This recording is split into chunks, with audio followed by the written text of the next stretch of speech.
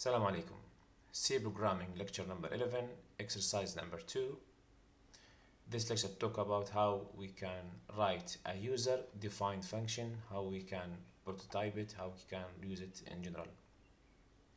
In this exercise, write C program and two user defined functions. So we have a main and two user defined functions in order to calculate and print the value of the following series. We have a series and we have to calculate the value. In the main, what we should do in the main, we have to read the specifications of the problem and follow them. So in the main, prompt user to enter the values of x and n. So we have to declare the value of x and n in the main function or in the main. So we can write float as example, float. I'm sorry, both of them should be integer because the n will go from 1, then 2, then 3, then 4 until reach n, which is integer, and the x value here, factor of x should be integer also. So let me declare them as integers. So integer, we have the n, we need the n. Let me use n small, and we need the x value, and surely because we have a series and we want to go from 1 to n, we need the counter. Say this counter is I or any name. Now we have to prompt user to enter the value of x and enter the value of n. So we have to print a message, please enter, as example, please enter n and x. Then go to next line, and now we want to scan the values. So the first one, it is an integer, and second one is integer. The first one should be saved inside n variable, and second one in x. The order is very important, so and x here. Now we have the values of x and n, and you want to go to next point. Now it calls a formula function and print the result. So the main will call the formula, so we can say that result equal the name of the function formula. Okay, now this function, to calculate the series value, it needs the n and the x. So let me pass the n value and x value to the function, and the function will calculate the result of the series, the sum of the series, and assign it to result. So we have to declare the result here. So let me declare result. And then after this function calculate the result, we want to print the result. So let me print the result. We can say that as example, result, the value is, and reserve a space for integer, then go to next line, from where I will get this result from the value of res variable, and this is semicolon. Now if we run the program, we have a mistake. This mistake, the function formula not defined. So this function formula in this example, it should calculate something and return it back, and the result will be assigned to the variable name result, res. So we have to declare the function. So the function this time not void, it should return an integer. So integer, the name of the function is formula. We can use the same, and this function should accept two variables. The first one is integer, the second one is integer. As I told you, no need to write the names here in the declaration. And then if we run the program again, same mistake or same error, formula not defined, because the formula function not defined yet. So outside the main now, we have to you can copy this code and paste it outside the main, and don't forget to remove the semicolon. This formula should return an integer, and it accepts two integers. Give a name for the first one, say that n. I told you we can use n, no problem, but remember that this n is not that n, different variables but same values. And here we can use xx just to distinguish between them. And this is the start of the function, and this is the end of the function. What I will do in this function, I will calculate the series. How we can calculate the series? We need a for loop, so we need a counter, say integer I.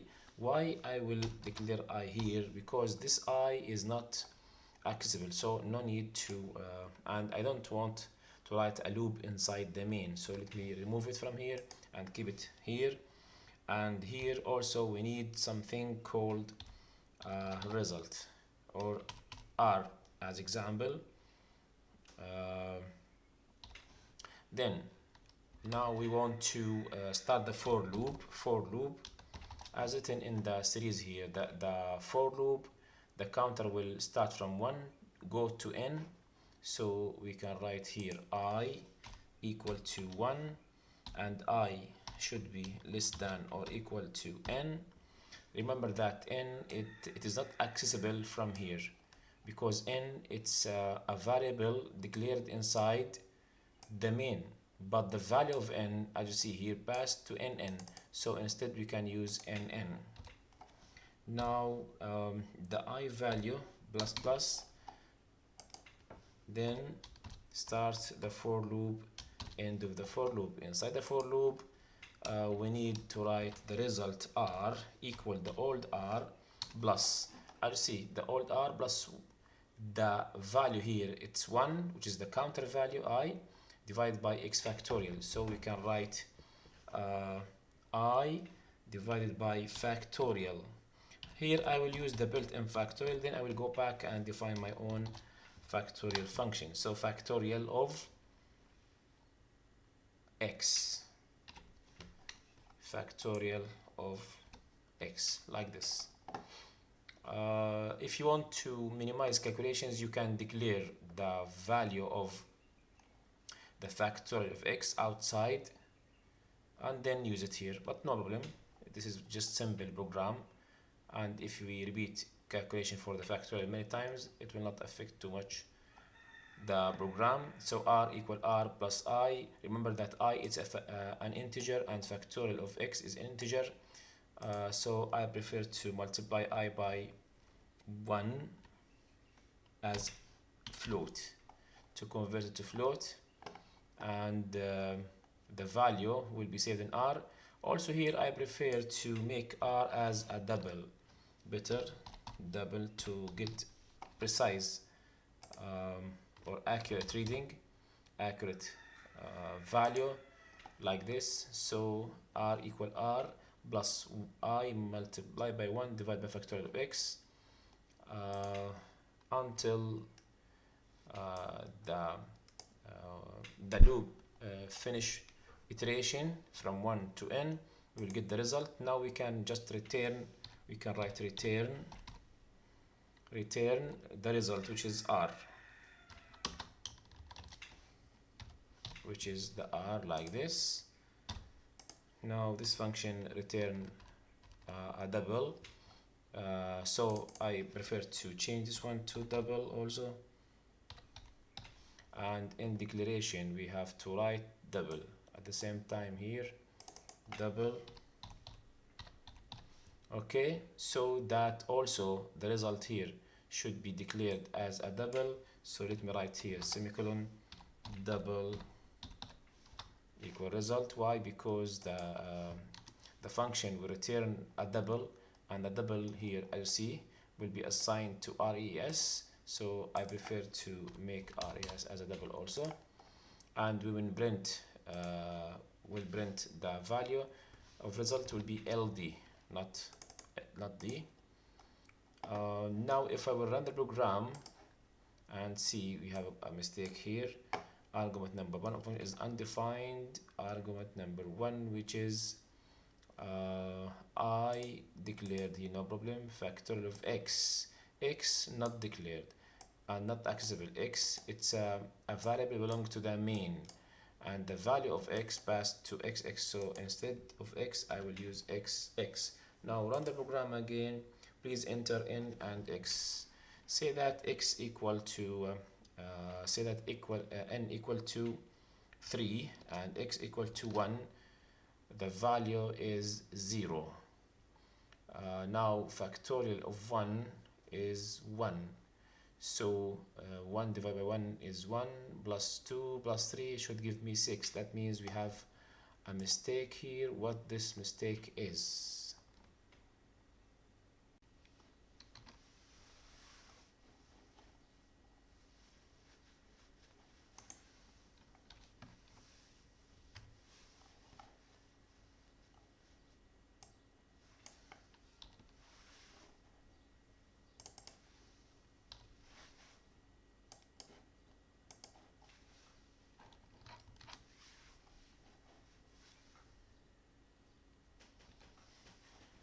So the mistake, it should be in the print here.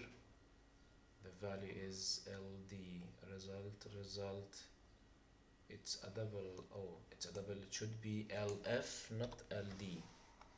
Now run the program. Say this is 3, this is 1.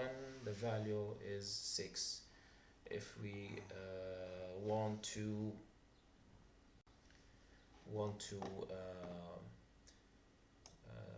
minimize the number of decimal places in the result, we can go back to LF here, write as example minus 5.2.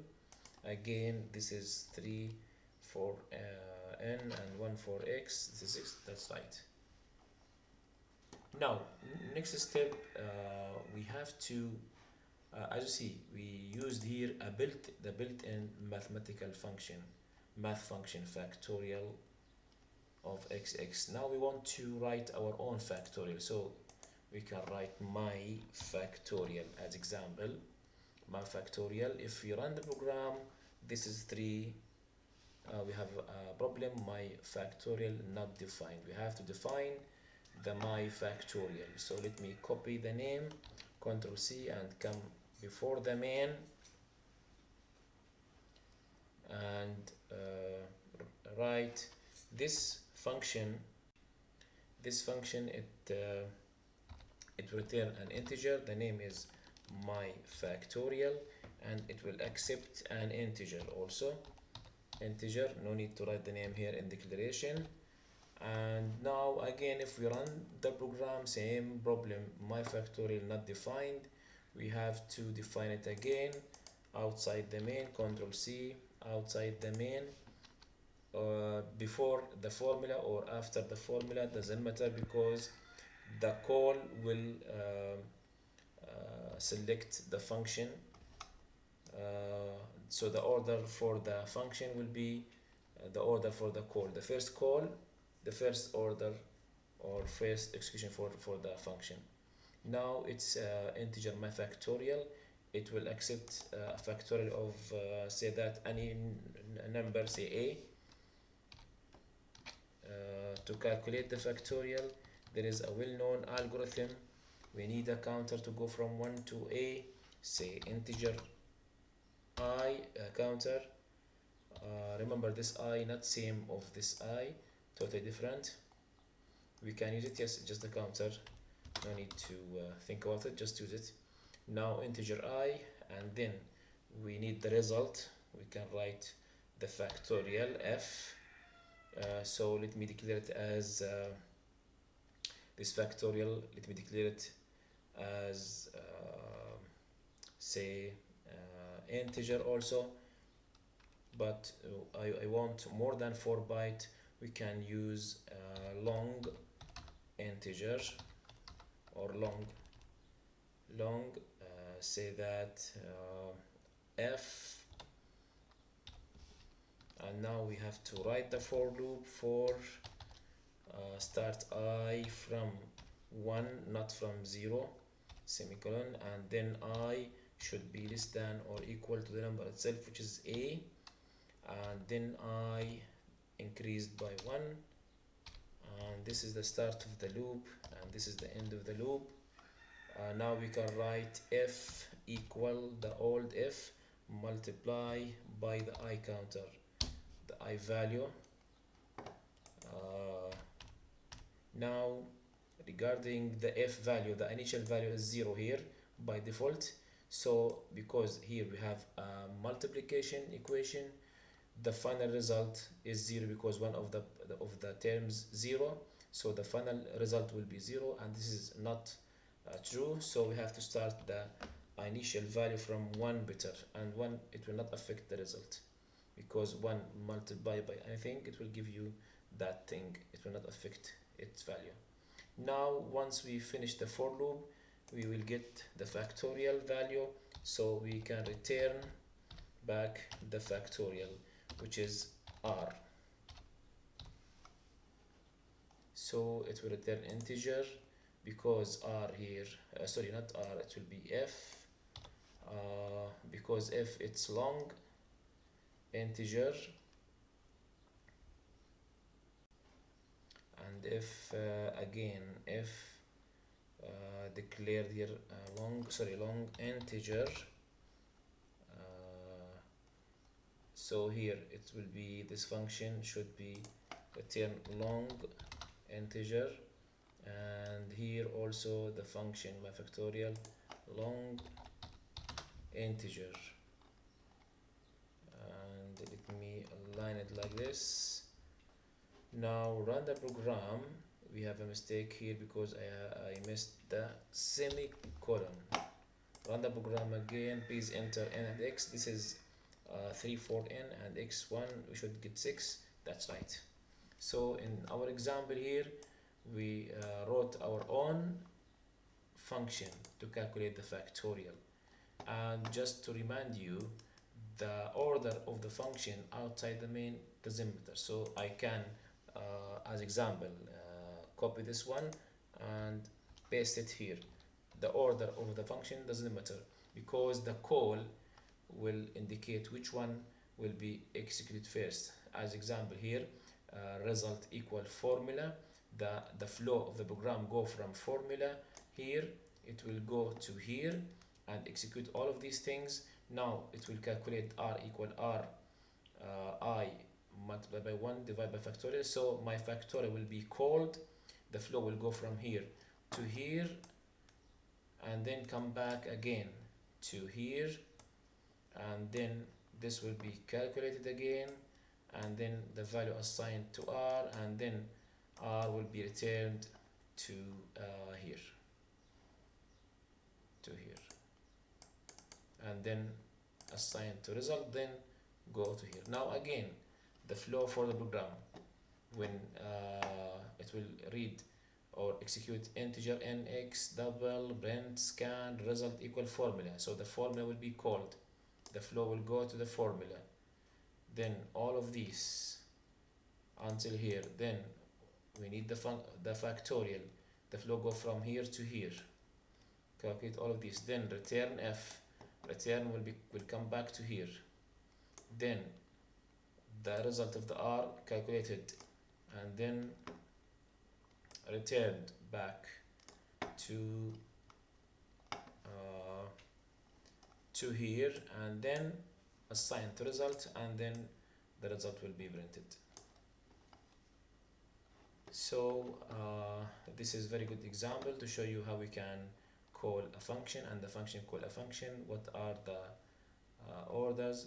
It's very important to understand that outside the main, the definition of the function, there is no order, doesn't matter. All of them outside the main and after the main, not before the main. So it depends on the call. Thank you so much.